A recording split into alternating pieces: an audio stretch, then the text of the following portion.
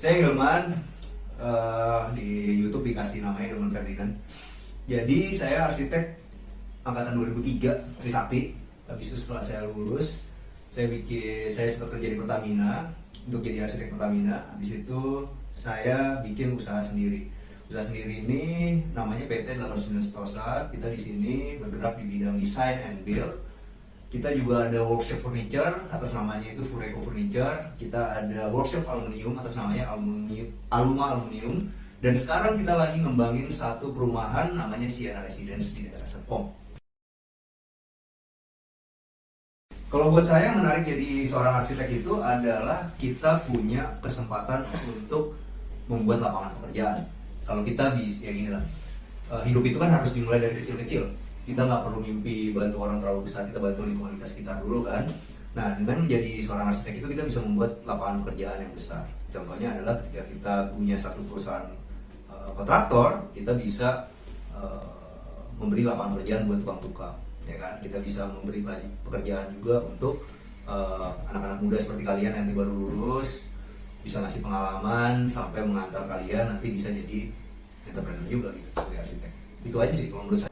Menurut Pak Hilman, peran arsitek di masyarakat bisa dimulai dari hal yang kecil, seperti mulai membuat suatu biro yang nantinya bisa membuka lapangan pekerjaan, membantu toko material dengan cara membeli material di area toko sekitar pembangunan, dan mampu memberi lapangan pekerjaan serta wawasan baru bagi arsitek muda yang baru lulus.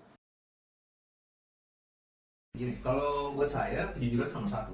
Buat saya, misalnya gini, kalau kamu sekarang dapat satu kliennya ini itu pengen satu rumah yang bentuknya agak aneh lah gitu ya, agak aneh maksudnya dalam artian dia maunya atapnya itu nggak pakai atap genteng biasa, maunya cor-coran aja, kita yang simpel aja lah ya.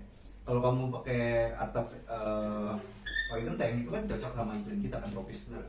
Tapi kalau misalnya kita pakai cor-coran itu kan sebenarnya nggak cocok sama iklim kita tropis, benar nggak?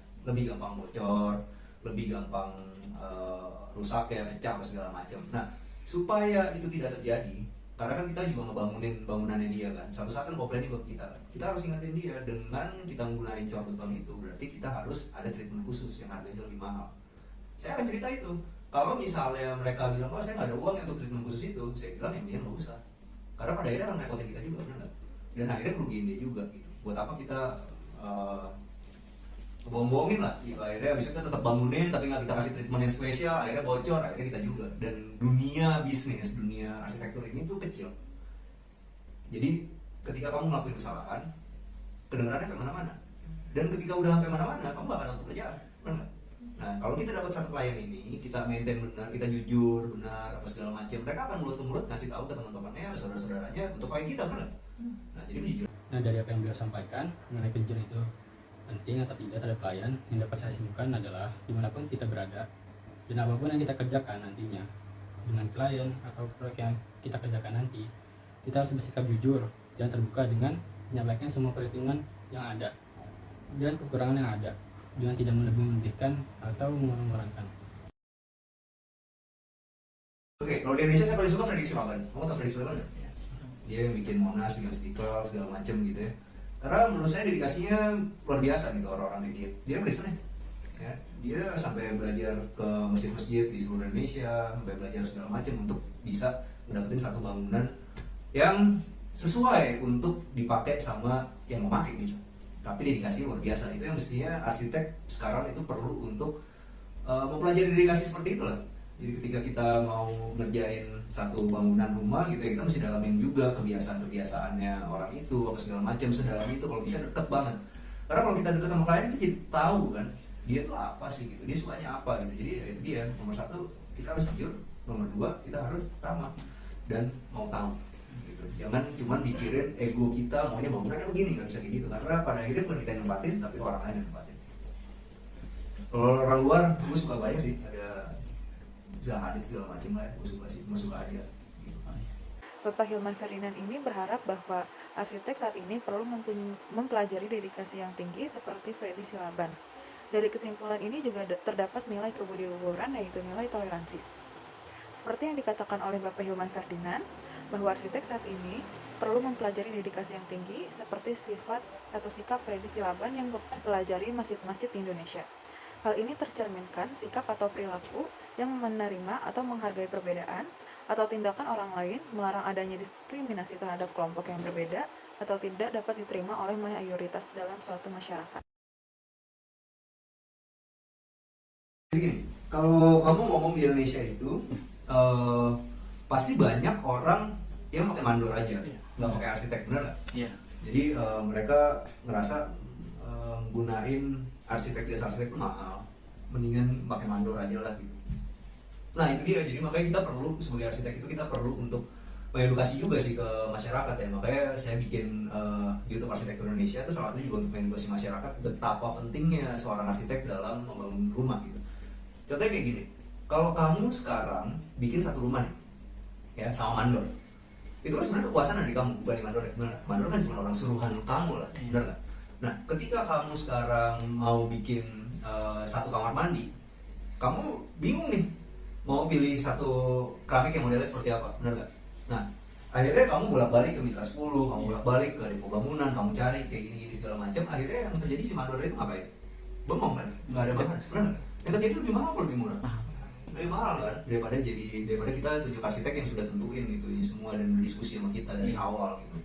Nah itu masyarakat tuh mesti diedukasi seperti itu gitu, penggunaan arsitek ya. Dapat disebutkan bahwa kita harus memberikan kepercayaan kepada masyarakat bahwa dengan menggunakan jasa seorang arsitek, maka pekerjaan atau proyek yang dikerjakan akan lebih maksimal dan lebih hemat pengeluaran karena sudah diperhatikan secara matang oleh arsitek itu sendiri. Sekarang ya kalau kamu kerja di mall, Domino's Pizza tahu? Tahu. Domino's Pizza tuh kursi sama mejanya kita yang buat semua seluruh Indonesia. Nah itu kendalanya adalah kita mesti kalau di mall ya kita ngomongin pekerjaan aja. Jadi di mall itu kan ada waktunya tuh jam 10 malam baru bisa masuk, habis itu jam 3 gitu kan. Nah itu berarti kamu harus bikin apa nih? Ya mesti bikin shift malam kan. Bikin shift malam berarti kendalanya adalah kamu harus nego sama tukang kamu untuk dapat harga yang pas kalau dia mau lembur malam, bener.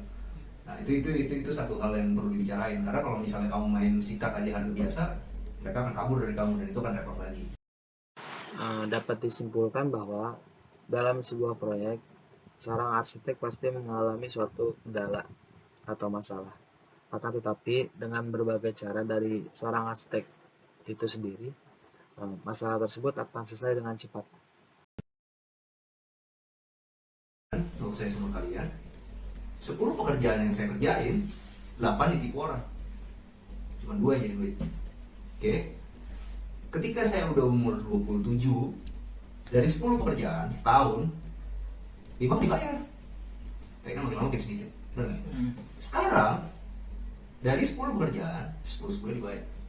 Gitu. Jadi pesan moral saya di sini buat kamu adalah kamu gak usah takut dan jangan gampang sakit hati. Ngerti nggak?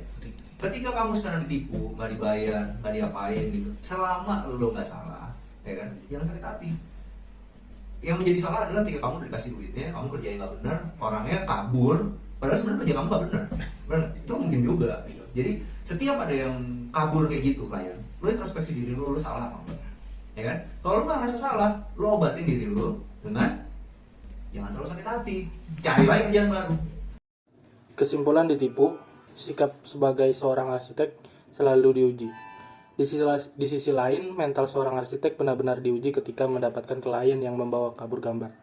Kesabaran, ketekunan, dan sikap jujur sebagai seorang arsitek akan membuahkan hasil di waktu yang akan mendatang.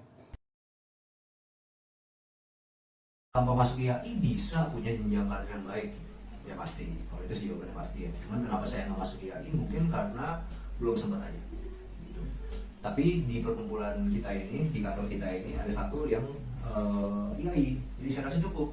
Karena IAI itu kan kita butuh untuk perizinan segala macam. Jadi ya satu orang aja mewakili dari semua kan cukup. Itu aja sih. Bapak Hilman Ferdinand merupakan seorang arsitek, direktur, dan juga seorang YouTuber arsitektur Indonesia yang memiliki 596 juta subscriber.